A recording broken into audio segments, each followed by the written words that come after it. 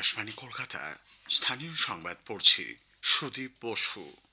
ভারত বাংলাদেশ যৌথ নদী কমিশনের ৮৬তম বৈঠক আজ শুরু হয়েছে। কলকাতার একটি হোটেলে বাংলাদেশ থেকে আসা ১১ সদস্যের প্রতিনিধি দলের সঙ্গে কেন্দ্রীয় প্রতিনিধি দল, রাজ্য সরকারের সেচ ও জলশক্তি দপ্তরের সচিব সহ ভারতীয় দলের সদস্যরা বৈঠকে বসেছেন।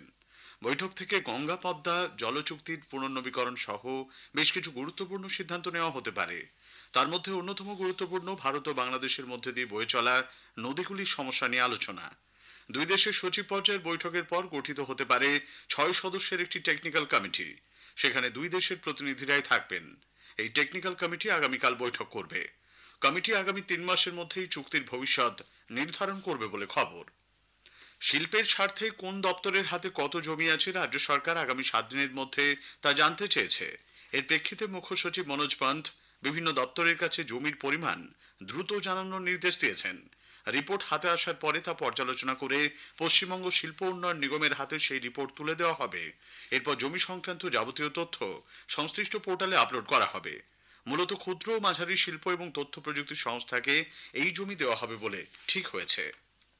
ভোটার তালিকায় গরমিল খতিয়ে দেখতে তৃণমূল কংগ্রেস নেত্রী মুখ্যমন্ত্রী মমতা ব্যানার্জির গড়ে দেওয়া রাজ্য স্তরের কোর কমিটি আজ প্রথম বৈঠকে বসছে। দুপুরে তৃণমূল ভবনে দলের রাজ্য সভাপতি সুব্রত বক্সির নেতৃত্বে বৈঠক হবে।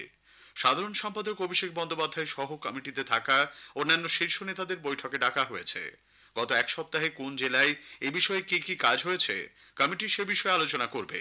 পাশাপাশি মুখ্যমন্ত্রীর দেওয়া নতুন কিছু নির্দেশ কমিটির কাছে রাজ্য সভাপতি মারফত পৌঁছে দেওয়া হবে। এই বৈঠকের পরে তৃণমূলের বীরভূম জেলার কোর কমিটির সঙ্গে আলাদা একটি বৈঠকে বসবেন সুব্রত বক্সি। বীরভূমের ভোটার তালিকা সংক্রান্ত রিপোর্ট পর্যালোচনা করা হবে। তৃণমূলের একটি প্রতিনিধি দল আজ দুপুর ৩টে নাগাদ মুখ্য নির্বাচনী আধিকারিকের দপ্তরে যাবে বলে দলীয় সূত্রে জানা গেছে। এদিকে মুর্শিদাবাদের বাংলাদেশ সীমান্ত লাগোয়া রানীনগর বিধানসভাতে মিলেছে ৩০-এর বেশি ভুতুড়ে ভোটার। এই ধরনের ভোটারের সন্ধান মিলেছে জঙ্গিপুর মহকুমাতেও। ভুয়ো ভোটার ধরতে ময়দানে নেমেছে শাসক দলের বিধায়কেরা। এদিকে কান্দি, রঘুনাথগঞ্জ, জলঙ্গি, রানীনগরে তৃণমূল কংগ্রেস বিধায়কদের পাড়ায় পাড়ায় অভিযানকে কটাক্ষ করেছেন বিজেপি, কংগ্রেস ও বামেরা। দক্ষিণ ২৪ পরগনার বারুইপুরের পর এবার সাগরে মৃতদের নাম ভোটার তালিকায় থাকার অভিযোগ উঠেছে। গঙ্গাসাগরের রামকরচক গ্রাম পঞ্চায়েতে ৫৯ নম্বর বুথে ভোটার তালিকায় ৩০ থেকে ৩৫ জন মৃত ব্যক্তির নাম পাওয়া গেছে। এছাড়াও ২০ থেকে ২৫ জনের নাম রয়েছে যারা এলাকায় থাকেন না। এমনকি অনেক ভোটার বহু বছর আগে কর্মসূত্রে রাজ্যের বিভিন্ন জেলায় চলে গিয়েছেন বলে জানা গেছে। বিডিও, জেলা শাসক, রাজ্যপালের কাছে অভিযোগ জানিয়েও সুরাহা মেলেনি বলে দাবি স্থানীয়দের।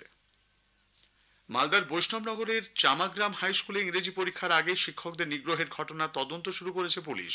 স্কুলের সিসিটিভি ফুটেজ সংগ্রহ করে চিহ্নিত করা হচ্ছে অভিযুক্তদের। এই ঘটনায় স্কুলের পক্ষ থেকে একটি লিখিত অভিযোগ দায়ের করা হয়েছে। উল্লেখ্য, গতকাল ইংরেজি পরীক্ষা শুরুর আগে মেটাল ডিটেক্টর নিয়ে পরীক্ষার্থীদের তল্লাশির সময় গোলমাল শুরু হয়। ৬ শিক্ষক পরীক্ষার্থীদের হাতে নিগৃহীত হন। এই ঘটনায় আগেই রিপোর্ট তলব করেছিল উচ্চ মাধ্যমিক সংসদ। মালদায় দুটি পৃথক পথ দুর্ঘটনায় ৪ জনের মৃত্যু হয়েছে, আহত আরও ৪ জন। জেলার গাজলে হিয়াঘর এলাকায় আজ ভোর ৫:৩০ নাগাদ একটি গাড়ি টোটোতে ধাক্কা মারলে ঘটনাস্থলেই ৩ জনের মৃত্যু হয়। গাড়িটি গঙ্গারামপুর যাচ্ছিল। এদিকে পুরাতন মালদার নারায়ণপুরে ১২ নম্বর জাতীয় সড়কে পাথর বোঝাই একটি লরি নিয়ন্ত্রণ হারিয়ে একটি জেসিবিতে ধাক্কা মারে। এরপর সেটি রাস্তার পাশে গাড়ির শোরুমে ঢুকে গেলে সেখানে প্রহরারত কর্মী চাপা পড়েন। ঘটনাস্থলেই তার মৃত্যু হয়। কলকাতার হালতুতে সন্তানকে নিয়ে বাবা মায়ের আত্মহত্যার ঘটনায় পুলিশ ঋণদানকারী সংস্থার এক এজেন্টকে গ্রেপ্তার করেছে।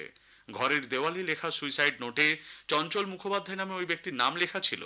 জানা গেছে, ধৃত ব্যক্তি আত্মঘাতী সোমনাথ রায় এবং তাঁর স্ত্রী সুমিত্রাকে টাকার জন্য লাগাতার চাপ দেওয়ার পাশাপাশি গালিগালাজ করতেন।